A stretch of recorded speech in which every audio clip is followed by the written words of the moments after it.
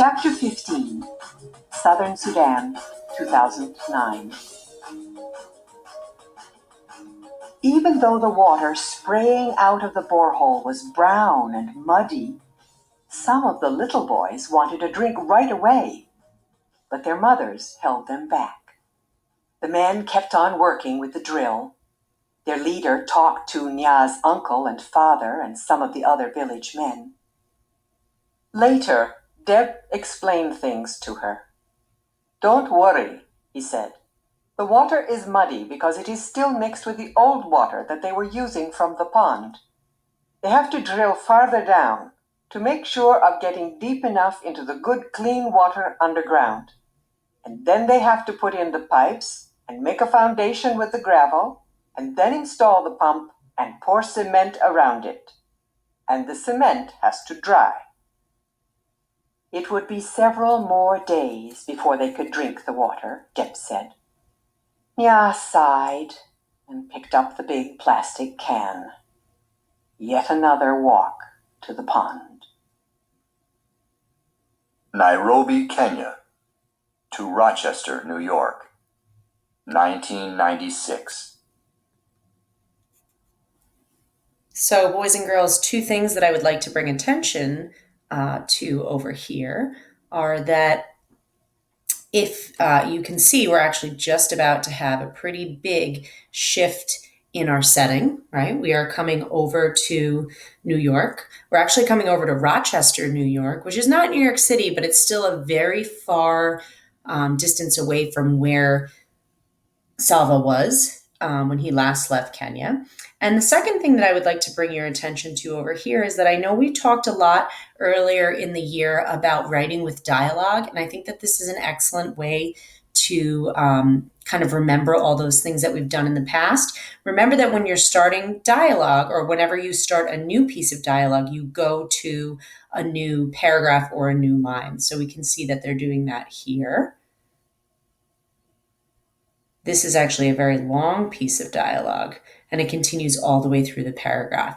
But you can see that is not the only piece of dialogue that we have there. We have here, "Don't worry," he said, and then going to a new paragraph or a new line in order to start that new piece of dialogue. Just wanted to draw your attention to that before we get over to continuing to learn a little bit more about Salva and his story.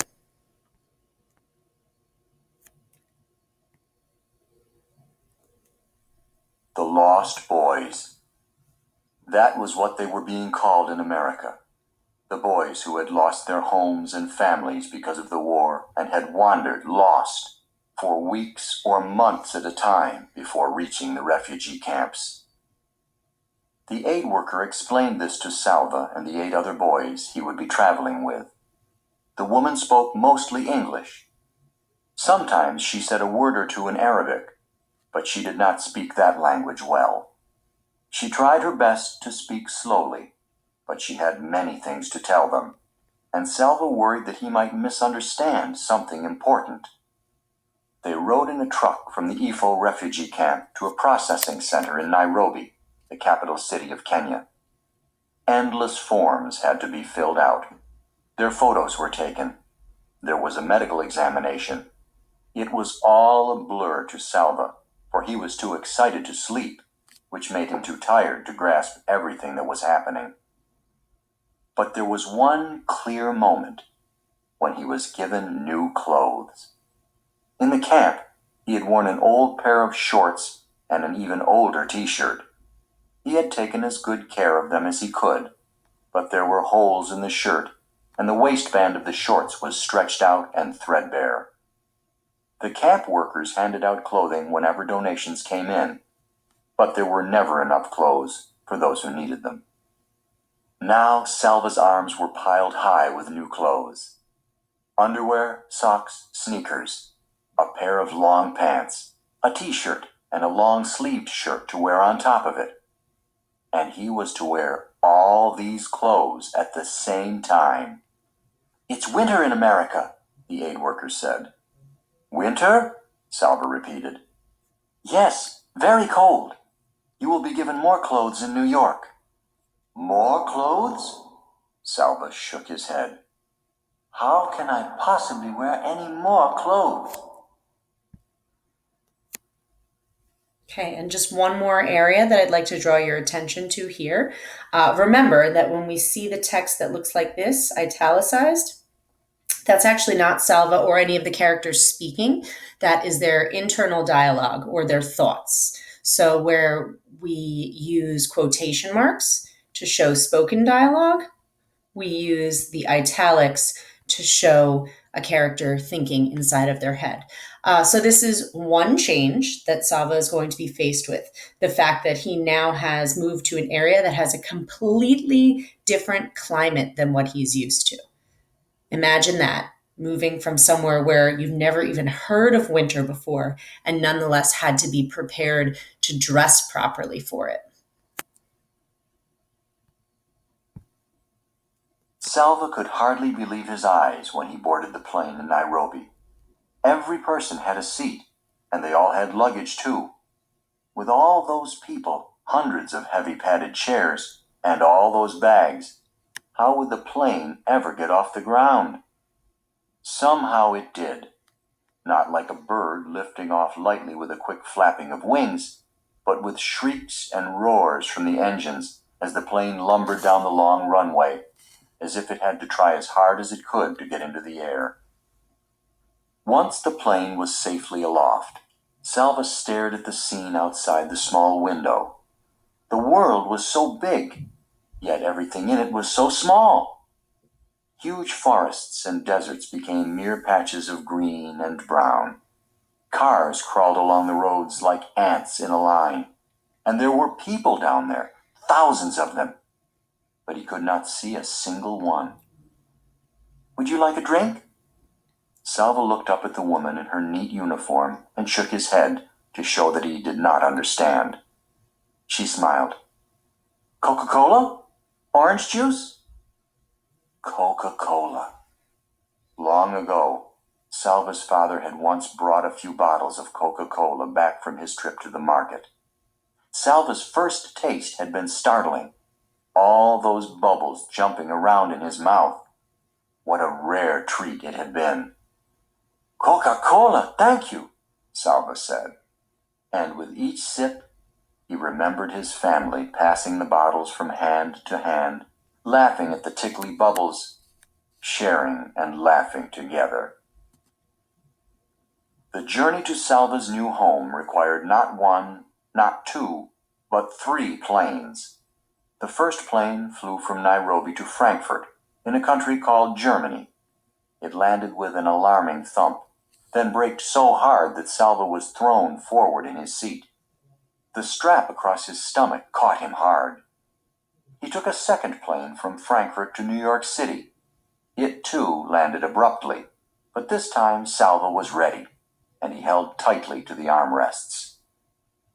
In New York City, the aid worker led the boys to different gates. Some would be making the final leg of their trip alone, while others were in groups of 2 or 3. Salva was the only one going to Rochester. The aid worker said that his new family would be waiting for him there. On the plane to Rochester, most of the passengers were men traveling on their own, but there were some women too, and a few families, mothers and fathers and children. Most of the people were white. Beginning at the airport in Frankfurt, Salva had seen more white people in the last few hours than he had seen before in his whole lifetime.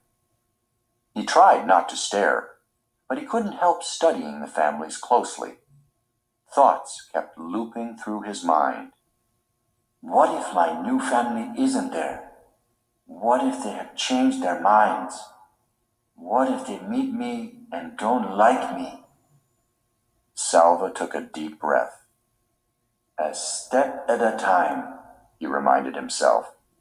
"Just this flight to get through, for now."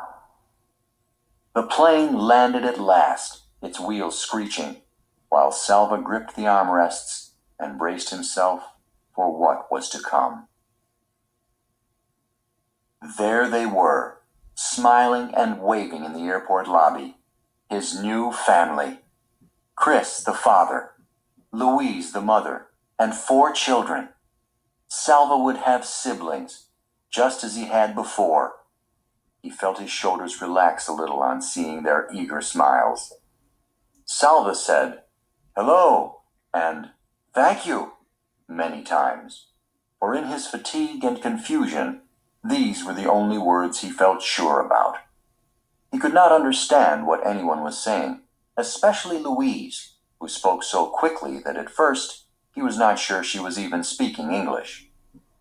And yes, they did have more clothes for him. A big puffy jacket, a hat, a scarf, gloves.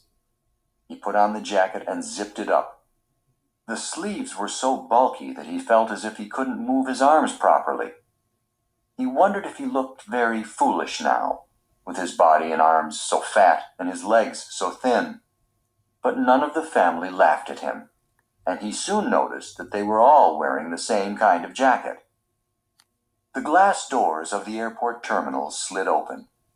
The frigid air hit Salva's face like a slap.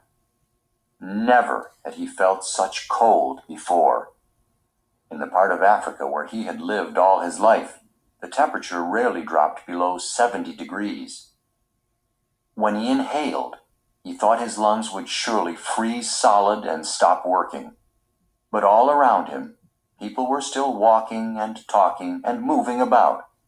Apparently, it was possible to survive in such cold temperatures, and he now understood the need for the awkward padded jacket. Salva stood still inside the terminal doors for a few moments. Leaving the airport felt like leaving his old life forever.